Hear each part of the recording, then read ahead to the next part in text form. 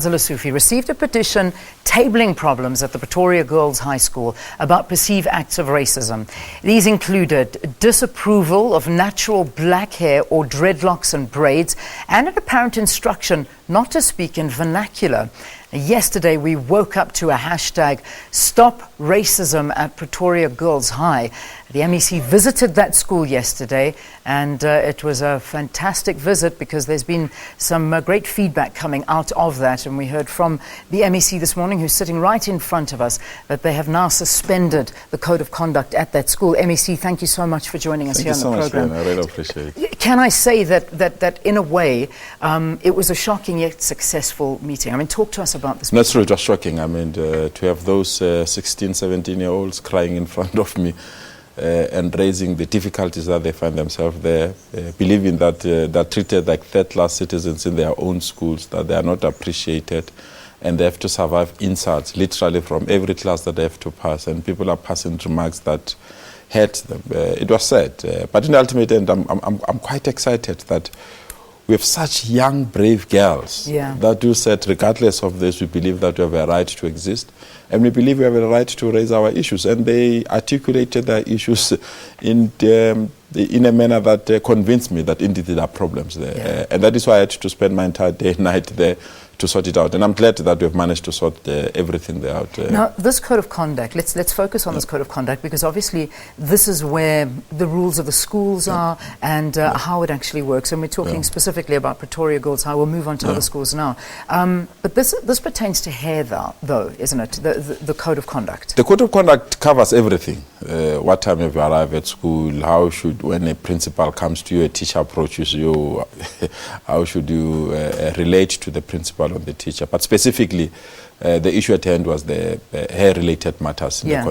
So have they eliminated those particular rules that are in it, saying you can't? Well, there's no option. Afro, so they have eliminated it was no option. We had to remove that part completely. It was insensitive. Okay.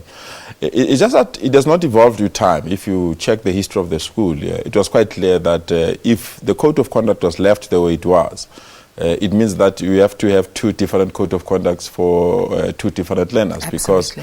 Because Muslim and black learners felt that it was not covering their issues, and other people were saying it was not covering their issues either. So I felt that I need to persuade the SGB, and I must thank them that we immediately scrap it and suspend that law completely and start a process of formulating a new code of conduct that will allow learners to be happy in their own school. Well, this is good, because that is a victory. However, there's still a fight. There's still other issues. I mean, not being able to speak vernacular and stories of if you're seeing more than three of you together talking, you're conspiring. I mean, these things that's not in the code of conduct. No. So I mean, this goes deeper than the code of conduct. So where to now?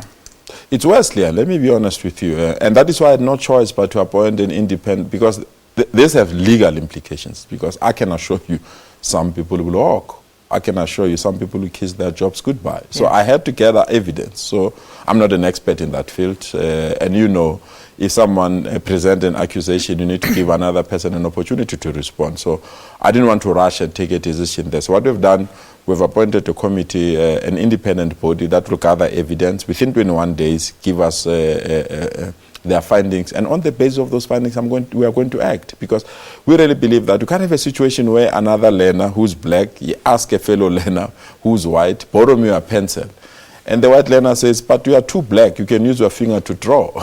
I mean, that's gross. I mean, or in a geography class, the teacher will divide learners according to tribes, to say if you are Pedi speaking, stand at the corner. If you are Zulu speaking, stand at that corner. And you leave white learners, whether they're Africans or English, in the same class together. So these are serious allegations. And these are the allegations from Pretoria Girls as well. So I had no choice but to subject them to an independent committee that will, within the next 21 days, will give us evidence, and we're in a position to deal with this issue. It's shocking. I mean, I really feel that we don't have to subject young girls through these painful exercises. But I'm glad, I mean, the SGB really acknowledged that there are problems. And I'm glad also our Premier in Gauteng has established a team of eminent people that deals with race relations. We'll dispatch them immediately from tomorrow to go to the school I'm going to address the school assembly and address teachers, because I really believe also the manner in which they communicate with learners leave much to be desired. So we need to intervene at all fronts, and that is why we felt that we need to attend to it immediately. Did you speak to the principal of that school? Yes, I did. What was her response to all of this? Well, I think they're under pressure, and my view is that I need to give the opportunity to go through and really digest these things seriously and be in a position to come back to me with the answers. And the body that I've appointed is the right body to deal with these matters, because if you can't allow them to, as management, collectively to respond to these issues, then I fear for those young ones. I don't want learners in our schools to be subjected to those conditions. Yeah. It's painful. I mean, all those kids were literally crying in front of me. And I had no way to handle the situation. I'm not a trained social worker, but it was a painful exercise. I mean, you can't subject 16-year-olds through that pain, you know. But I told them, and I'm proud of them, and I assured them, it ended yesterday. From today, I hope so, that they are proud learners to be part of those institutions. Yeah. This is not, you know, it's amazing that this has now come to the fore, but the reality is that it seems that this exists in other schools as well, because suddenly there were more stories coming out of more schools. However, we have to send one accolade out to one school. I know that last night it was one school in particular, I think it was Parktown Girls, that also amended their code of conduct. Yeah, they pulled it off, and I'm proud of them. I think that's the way to go. You don't have to be pushed. You need to acknowledge that indeed it's a problem. But as a department, we've also taken a decision that all these code of conducts must be pulled off. Every school is they going must to come have back, their code of conduct, and you have to reapprove them jointly with the SGBs, because we can't allow things that are contrary to the constitution of the country. Remember, the constitution of the country is a supreme law. So even if you can have your own code of conduct as the SGB, and you've got the power to develop that code of conduct, the reality is that we have to respect the constitution of this country. I suppose it's a bit of a tough one, but I have to ask this question. How has this slipped by for so long? I mean, 22 years into democracy.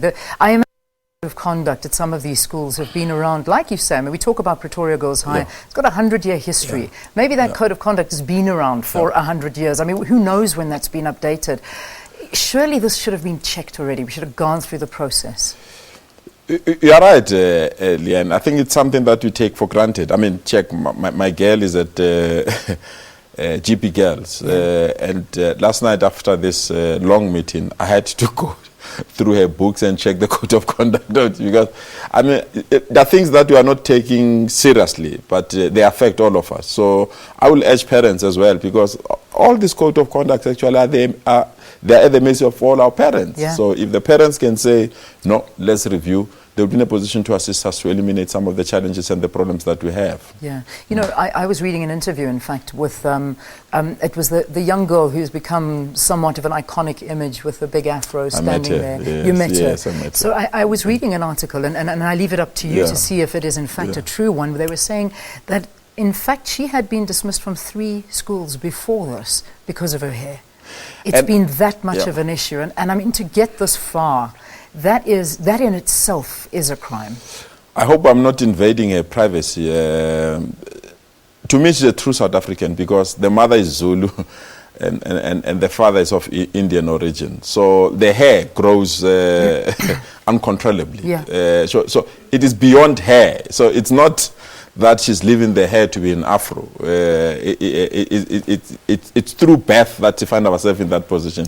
And when she raised the issues, and I felt we need to protect her. It's not something that we can, because education is the only thing that we have to ensure that we get out of poverty.